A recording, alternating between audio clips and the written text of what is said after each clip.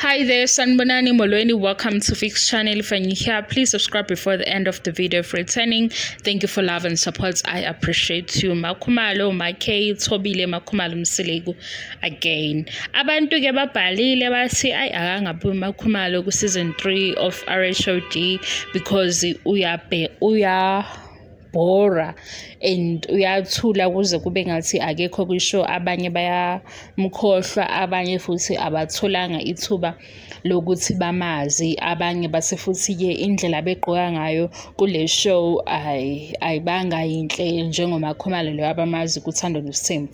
Okay, uMakhumalo uyaziwa lapha kuthando nesithembu, unkosikazi wesithathu kaBaba Mseleku. Kuphinde kube khona ishow ayenza no Sister Wives, igumbi lamakhosikazi evela ku SABC 1 Mondays. So abantu babuka uMakhumalo lo wakuthando nesithembu bazomjaja noMakhumalo lo ovela kwi-RHOD, kanti ama-reality TV shows angafani lawo. Okwesibili, kuno-producer okuyena owenza i-final say, mase kuba khona no-editor o-edithayo ukuthi lokhu siyakhipha lokhu siyakufaka. Manike nabheka ikhona ividiyo engifakile before uMakhumalo ubeshaya ingoma, bekwi-episode 10 leyo, kodwa ku-episode 10 akavelanga uMakhumalo beshaya ingoma. So ubone ukuthi ikhona indaba yokuthi khona abenza umsebenzi wokuthi sifaka lokhu noma sithanda lokhu noma yini ezokwenza ukuthi abantu bekhulume, or black Twitter or i-social media, ngoba phela ngithi social media ibhizi nje njengoba nathi sibuya size la sizo-update.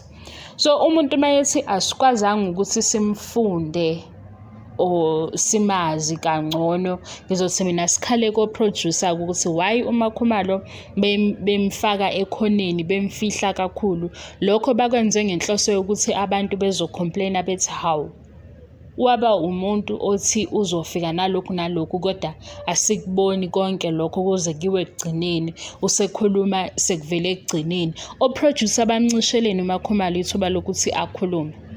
Mase ngibuyela ku-season 1. Season 1 kuphume u-Ayanda noKhomotso. U-Ayanda uthe isizathu sakhe sokuphuma ishow ayimhloniphi umyeni wakhe uSifiso Ncwane lo ngasekho emhlabeni, kwaba ukuthi-ke akasakwazi ukuthi beqhubeke landela leso storyline. uKhomotso wadelela uMabusi, abantu bam-attack-a. uBlack Twitter nje wathi angeke size sikwazi indaba yokuthi khona behind the scenes esingabazi thina, sibona umuntu ongahloniphi, so nje asifuni ukuthi abuye. Wabamba lokho kushisa kuKhomotso wangabuya, kodwa babezile ukuzochaza la abasebenzisana nabo ukuthi hayi akayena umuntu omubi, ezinye izinto zenziwa kanje. Kodwa kusho ukuthi futhi noma zenziwa izinto kanjalo, siyabantu siyabuka okunye ukuthi hayibo, kodwa-ke yaze yayimbi lento. Lana ngiyaweza ama-comments abantu, ngiyakuzwa ukukhalaza kwakhona.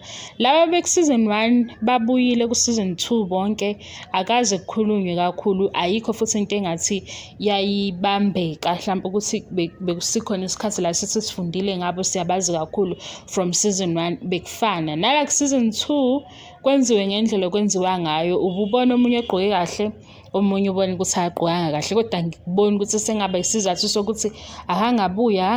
Abagqoki nje kahle futhi bonke, uNonku noLondi London noMabusi, engithi nje abantu abahlezi begqoka into ehambisana nalokho osuke kwenzeka. Abanye nje bayayigqokela, kuwukuthi-ke phela abantu-ke ba-selective. Ngicabanga ukuthi mhlawumbe abanye kuphume laba kufike laba bengamthandi kuthando nesithembu, kwaba nabanye abathatha ngokuthi vele usuka kwesithembu sebezomjaja ngaleyo ndlela, because lento yokuthi i-dress code yakhe ihambisana nokuthi uBaba uMseleku unjani.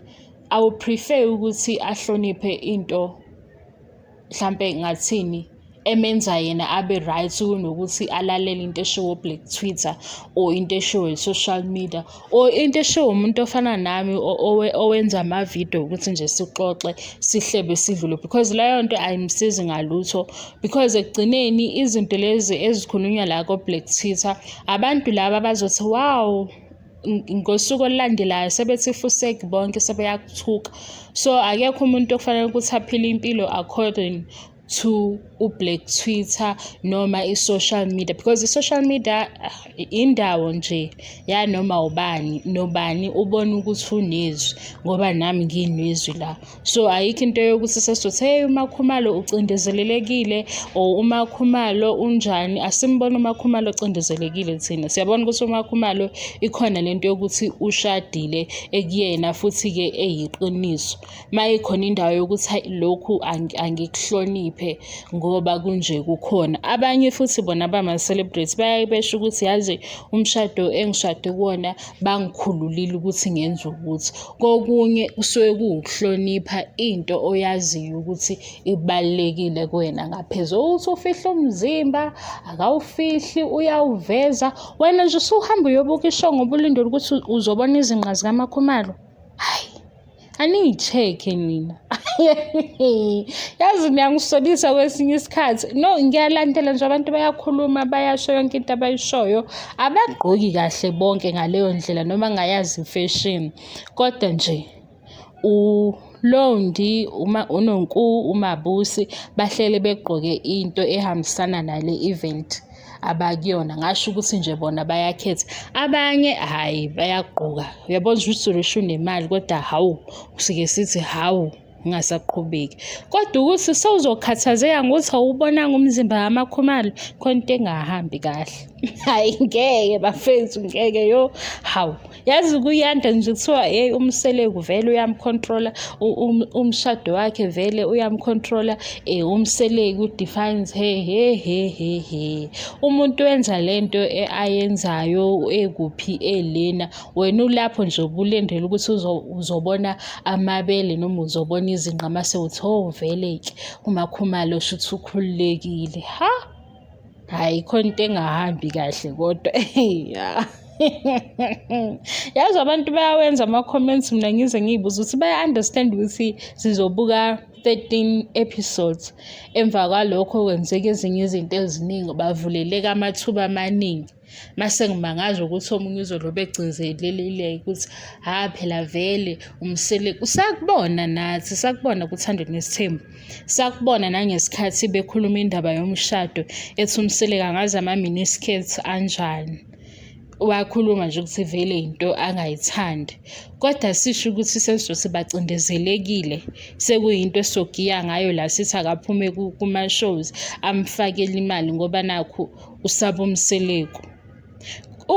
Kunomehluko kokusaba nokuhlonipha, yabo. Ukusaba nokuhlonipha akufani nhlobo.